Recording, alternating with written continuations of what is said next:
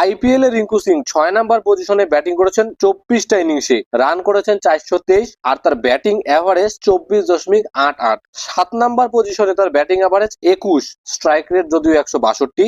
8 নম্বর পজিশনে রিঙ্কুর অ্যাভারেজ 64, কখনো সে সেখানে আউট হয়নি, তার জন্যই অ্যাভারেজটা এত হাই, স্ট্রাইক রেট 188। 3 নম্বর পজিশনে সে একবারই ব্যাট করেছে, 11 রান করেছে। 4 নম্বর পজিশনে ব্যাট করেছে দুইবার, করেছে 26 রান। 5 নম্বর পজিশনে রিঙ্কু 40-এর অ্যাভারেজে করেছেন 485 রান, স্ট্রাইক রেটও 140। তাহলে আমরা দেখতে পাচ্ছি যে রিঙ্কুর সেরা খেলাটা বেরিয়ে এসেছে আইপিএল এ 5 নম্বর ব্যাটিং পজিশনে। এছাড়াও রিঙ্কুর আইপিএল এর সেরা সিজন কোনটা ছিল, সেটা ছিল 2023। সেই 2023 সিজনেও রিঙ্কু 5 নম্বর, 6 নম্বর, 7 নম্বর এই 3টে ব্যাটিং পজিশনে ব্যাটিং করেছে। এই সিজনে দেখুন রিঙ্কুর বেস্ট অ্যাভারেজ কোন পজিশনে, 5 নম্বর পজিশনে। 5 নম্বর পজিশনে রিঙ্কু 87 অ্যাভারেজে ব্যাটিং করেছে, স্ট্রাইক রেট 158। তাহলে দেখতে পাচ্ছেন রিঙ্কুর ব্যাটিং এর বেস্ট পজিশন হচ্ছে 5 নম্বর। আর শুধুমাত্র আইপিএল নয়, ইন্ডিয়ান টিমের হয়েও তার 5 নম্বরে ব্যাটিং রেকর্ড খুবই ভালো। ইন্ডিয়ান টিমের হয়ে তার রেকর্ড যদি দেখেন, 5 নম্বর পজিশনে তার অ্যাভারেজ 40 আর স্ট্রাইক রেট 165। 6 নম্বর পজিশনেও তার অ্যাভারেজ 65, স্ট্রাইক রেট 143। 6 নম্বর পজিশনে রিঙ্কু ভালো ব্যাটিং করেছে, সেটা আমি মানছি, কিন্তু যেটা আমি এখানে দেখাতে চাচ্ছি সেটা হচ্ছে 5 নম্বর পজিশনেও রিঙ্কু খুবই ভালো ব্যাট করেছেন, সেটা আইপিএল হোক বা ভারতের হয়ে হোক। 5 নম্বরে রিঙ্কুর সেরা খেলাটা বেরিয়ে আসে। আর 5 নম্বর পজিশনটা একটা ডেডিকেটেড ফিনিশারের পজিশন কিন্তু না, সেটা একটা মিডল অর্ডার ব্যাটারের পজিশন। রিঙ্কু সিংকে আমরা শুধুমাত্র একজন ফিনিশার হিসেবে বানিয়ে রেখেছি, কিন্তু রিঙ্কু সিং শুধুমাত্র একজন ফিনিশার না, তার থেকেও আরো অনেক বড় একজন প্লেয়ার। সে শুধুমাত্র ম্যাচ ফিনিশ করতেই জানে না, সে ম্যাচ গড়তেও জানে। তার আরো কয়েকটা উদাহরণ দেখাচ্ছি, সেটা দেখুন। ইন্ডিয়ার হয়ে হোক বা আইপিএল এ হোক, তার সেরা খেলাটা কখন বেরিয়ে এসেছে, তার বড় ইনিংস গুলো কখন এসেছে, সেটা একটু দেখুন।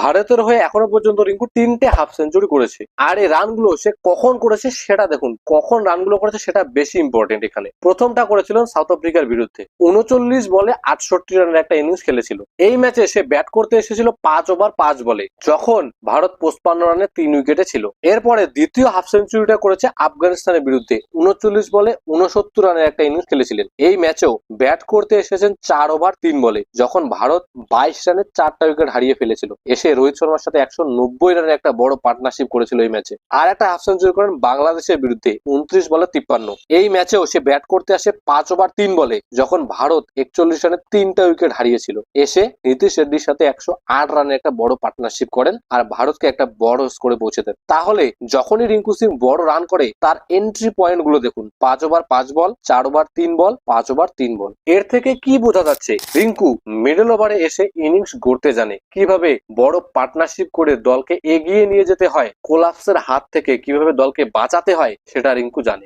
আর শুধুমাত্র ভারতের হয়ে না, আইপিএলও তিনি সেম কাজটা করেছেন। আইপিএলও তার সেরা ইনিংস গুলোকে দেখুন, আর সেই ইনিংসের এন্ট্রি পয়েন্ট গুলো শুধুমাত্র দেখুন। 10 ওভার 1 বল, 8 ওভার 2 বল, 4 ওভার 3 বল, 9 ওভার 6 বল, সব ক্ষেত্রে এসে মিডল ওভারে এন্ট্রি করেছে। মিডল ওভারে খেলাটাকে কিভাবে চালাতে হয় সেটা রিঙ্কু সিং ভালো মতোই জানে। আমি এখানে বলছি না যে রিঙ্কু সিং খারাপ ফিনিশার, রিঙ্কু সিং অবশ্যই দুর্দান্ত ফিনিশার, খুবই ভালো ফিনিশার। বর্তমানে ভারতের one of the best finisher হচ্ছে রিঙ্কু সিং। কিন্তু রিঙ্কু সিংকে আমরা শুধুমাত্র ফিনিশার হিসেবেই রেখে আমার মনে হয় তার সেরা খেলাটাকে বের করে আনতে পারছি না এখনো পর্যন্ত। ফিনিশিং এ রিঙ্কু অবশ্যই ভালো, খুবই ভালো, কিন্তু তার থেকেও বেশি ভালো সে পারফরমেন্স করতে পারে মিডল ওভারে। আর তার ফার্স্ট ক্লাস রেকর্ডও দেখুন।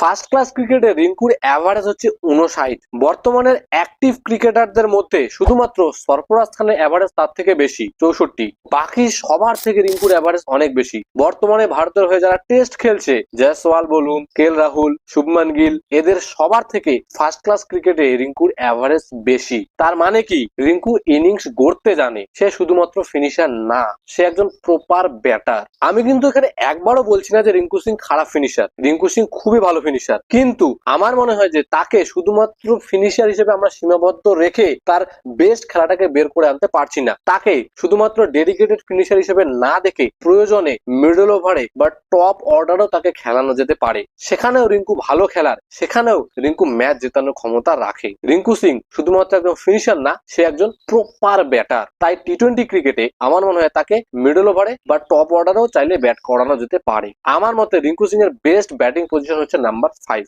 রিঙ্কু সিং শুধুমাত্র একজন ফিনিশার না, সে একজন প্রপার ব্যাটার।